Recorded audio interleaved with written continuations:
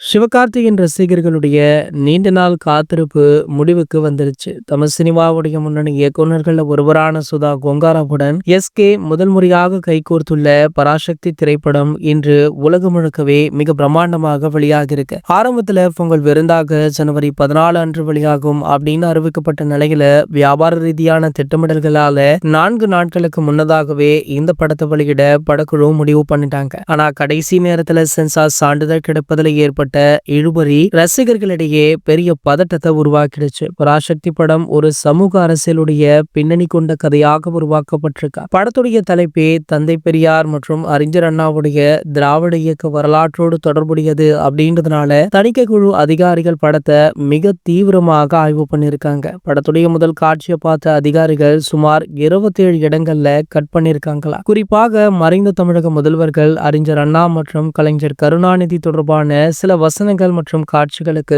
அதிகாரிகள் கடும் எதிர்ப்புமே தெரிவிச்சிருக்காங்க. இருந்தாலுமே இயக்குனர் சுதா கொங்காரா தன்னுடைய படைப்பின் நேர்மைக்காக உறுதியாக நின்றிருக்காங்க. அந்த காட்சிகள் படத்துடைய கருப்பொருளாக மிக முக்கியம் அப்படின்னும் அவற்றை நீக்கினால் படத்துடைய ஆன்மாவே சிதைந்து விடும் அப்படின்னும் மறு ஆய்வு கமிட்டியிடம் வாக்குவாதமுமே பண்ணிருக்காங்களா. பல கட் பேச்சுவார்த்தைகளுக்கு பிறகும் ஒரு வழியாக சிக்கல்கள் தீர்க்கப்பட்டு இந்த திரைப்படத்திற்கு UBA சான்றிதழுமே கொடுத்திருக்காங்க. இதன் மூலம் இன்று இந்த திரைப்படம் உலகம் முழுக்கவே ரிலீஸ் ஆகியிருக்கு. படம் ரிலீஸ் ஆகி நல்ல ரெஸ்பான்ஸ் பெற்று வருதாம். ரசிகர்களை தாண்டி பல பிரபலங்களுமே இந்த படத்தை புகழ்ந்து தள்ளிட்டும் இருக்காங்க. அந்த வகையில பாத்தீங்கன்னா பிரபல அரசியல் கட்சி தலைவரும் நடிகருமான தளபதி விஜய் அவர்களுடைய மனைவியான சங்கீதா விஜய் அவர்கள் இந்த படத்துடைய முதல் காட்சியை சென்னையில பிரபல திரையரங்கம் ஒன்றில் பார்த்திருக்காங்க. சோ அப்போது எடுக்கப்பட்ட புகைப்படங்கள் வீடியோக்கள் தற்போது சமூக வலைத்தளங்கள்ல வைரலுமே ஆகிட்டு இருக்கு. இது போன்ற செய்திகளை பத்தி நீங்க உடனே தெரிஞ்சுக்க நம்மளுடைய சேனலை மறக்காம சப்ஸ்கிரைப் பண்ணிக்கோங்க.